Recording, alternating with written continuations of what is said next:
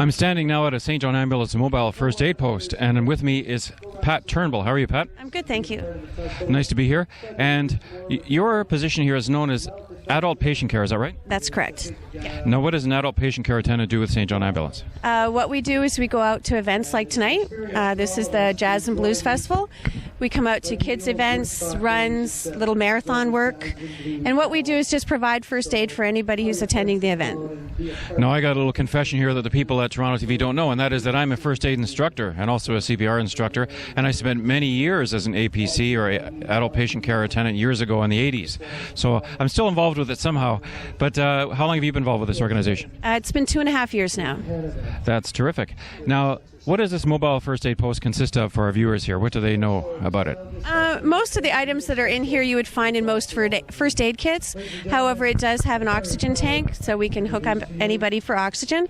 It also contains a stretcher, backboards.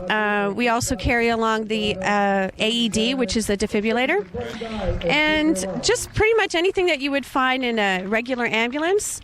However, we do not transport patients.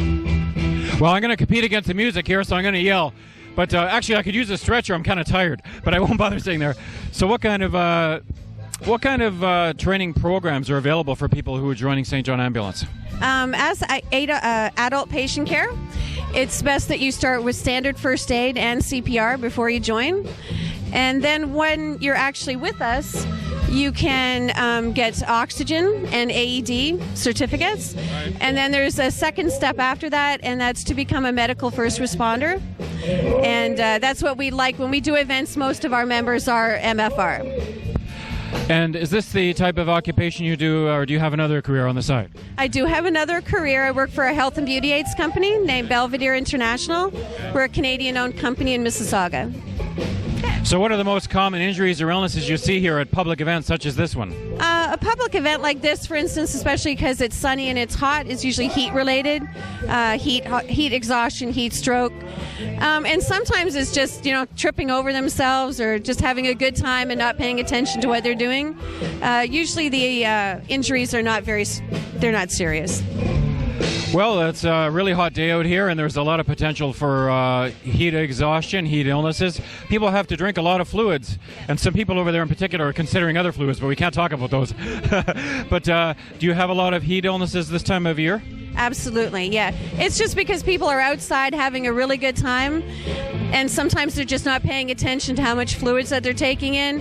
And sometimes when it's too hot, you should just slow down a little bit.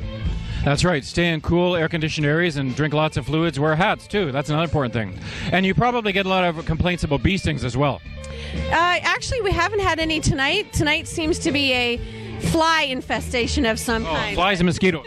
Flies and mosquitoes for tonight. But bee stings, of course. Anytime that you're outside, you have to worry about something like that.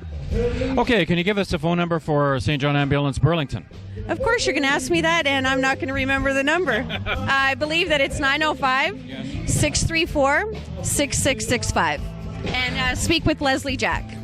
Okay, that's great. Thank you, Pat, for joining us today, St. John Ambulance.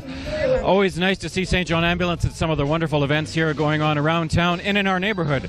Great first aiders, people that can really care for you if you run into difficulty. And now we'll go on to our next feature here at the Burlington Jazz and Holistic Fair.